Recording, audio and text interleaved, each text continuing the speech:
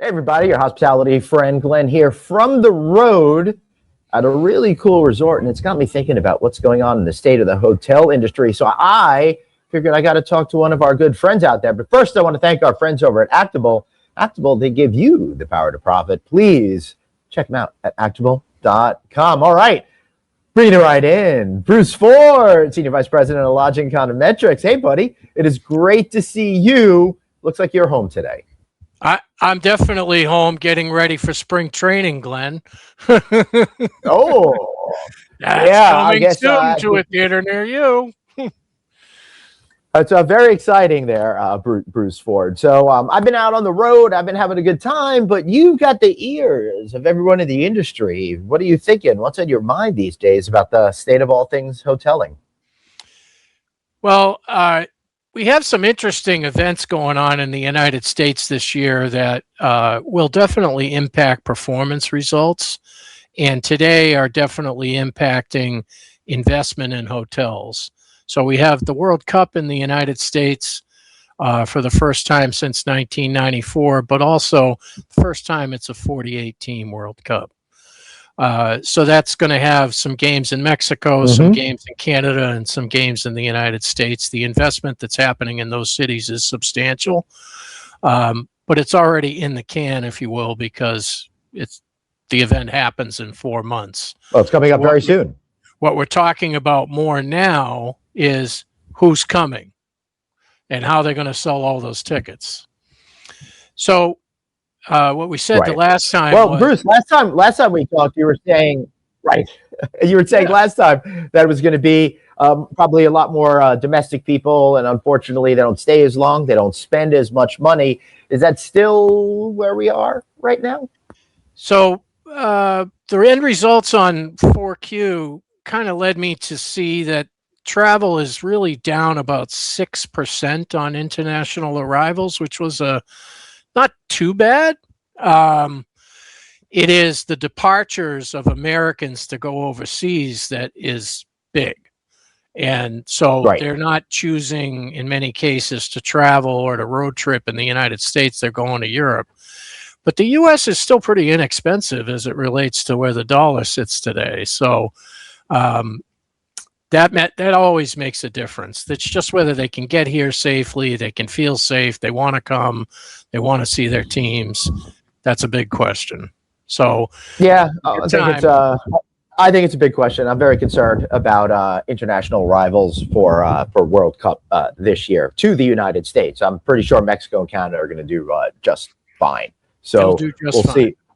Yeah, we'll see what happens. I did see Air Canada canceled, one of their airliners canceled all their flights to the United States this summer, which does not bode well for international tourism. Now, you mentioned that drop of 6%.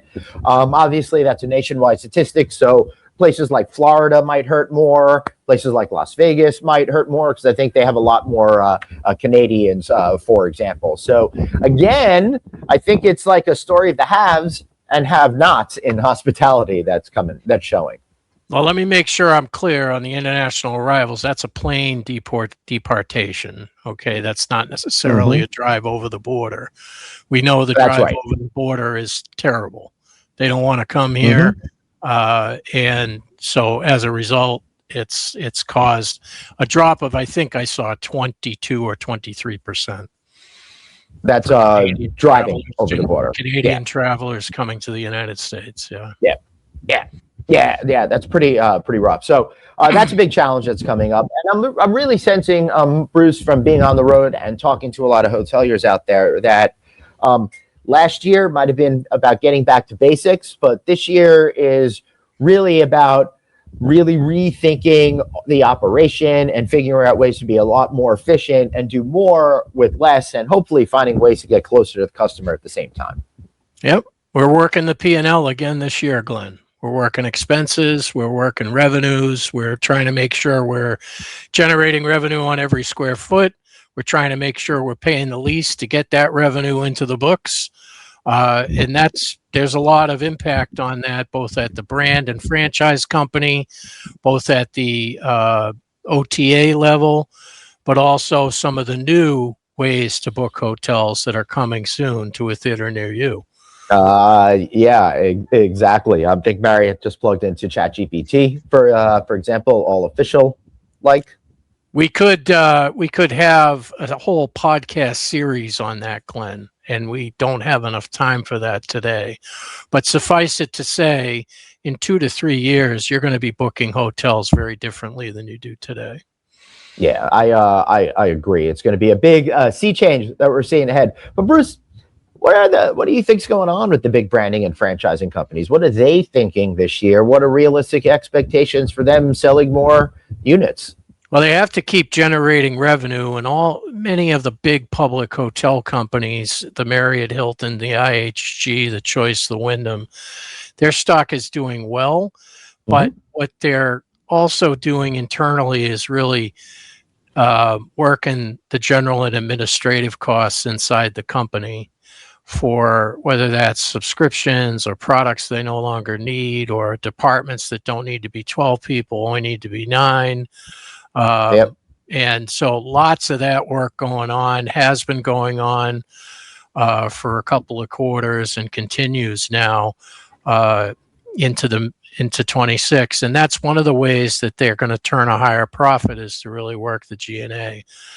Also signing the new franchise agreements, whether those are conversion brands or new construction brands. Glenn, did you hear that we have another new brand? Yes, as we're doing this, IHG announced a independent hotel conversion brand. I believe it's for. But to be fair, I was traveling yesterday, and I still don't have all the details, so I'm going to be terrible in this part of the conversation. Well, they now have 4 what we'll call boutique style. They've created really a tiering now between the Vignette collection, the Voco collection, now adding in the Noted, and then Garner is below that. So they've created that whole kind of boutique lifestyle, more unbranded than IHG has ever felt, but still very connected to IHG rewards. So it's an interesting play. They're as built out in that chain scale and segment as Hilton is now, and comparable to Marriott, who doesn't necessarily go for the very unbranded look, but they do put together culturally different brands and bring them around the world. So Ruby would be one that's a European brand, and AC being a Spanish brand and bringing that to North America. It's just a different method. Okay, ultimately end up in the same place. We got another 500 property brand. But Noted by IHG was released very, very recently, and Hilton also announced that they're going to do a couple new brands. One of them is called Undergraduate. I don't know whether you picked up on that or not, but that's below the Graduate brand that they purchased. It's just a smaller version of the Graduate Hotel. So which makes a lot of sense, more of a focus service kind of offering. And when I saw Mr. Seta last month at the Waldorf event in New York City, he was talking about the couple of brands. So it's nice to hear a little bit more out in the public about them. They didn't name the other new brand, but they did say that it would be a conversion style brand, and it would be a boutique style conversion. So and for everybody out there, it really makes sense when you're thinking about what the brand strategy is out there, because right now new construction is not as robust as the opportunity to do conversions, particularly if you've been following Bruce and I's talk about how a lot of contracts are coming up after the big boom of hotel contracts like 20, 30 years ago. And all of this stuff is kind of creating a confluence of opportunities for lots of shifting around. And the major brands want to continue to have offerings in their white spaces that really fill out those gaps, so they could scoop up as much opportunity as they can for shareholders.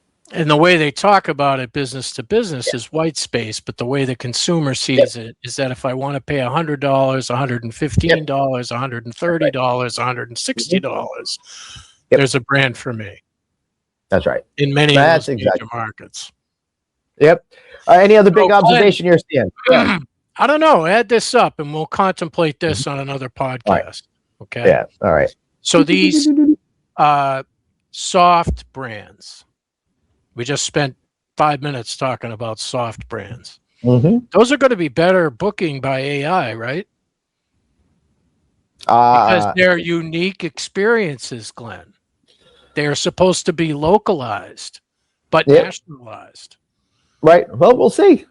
We'll see. I have today's comment of the day. Listen, I'm hopeful, but I've also been hopeful for decades that all this stuff is going to happen. So forgive me if I'm a little gun shy, but I will say this, Bruce, something people shouldn't be gun shy about. That would be making sure that you sign, like, share, subscribe to all of our content over here. I think Bruce and I are somehow, it looks like we're amping up the amount of shows we're doing. So get ready for our analysis based on 60 years combined in the business. Scary stuff, man. I'm going to go back to saying 30 years. 30 years each. We have scary stuff over there. All right, everybody. Thanks so much, Bruce. How do we find you? Lodgingeconometrics.com/global insights will give you all of our latest press releases. We are closing regions as we speak, and we'll be publishing quite a bit of information on the year-end lodging, new construction, renovation, and conversion cycles. You can find us on LinkedIn as well. We put out and publish a report on each one of the regions every quarter. So awesome.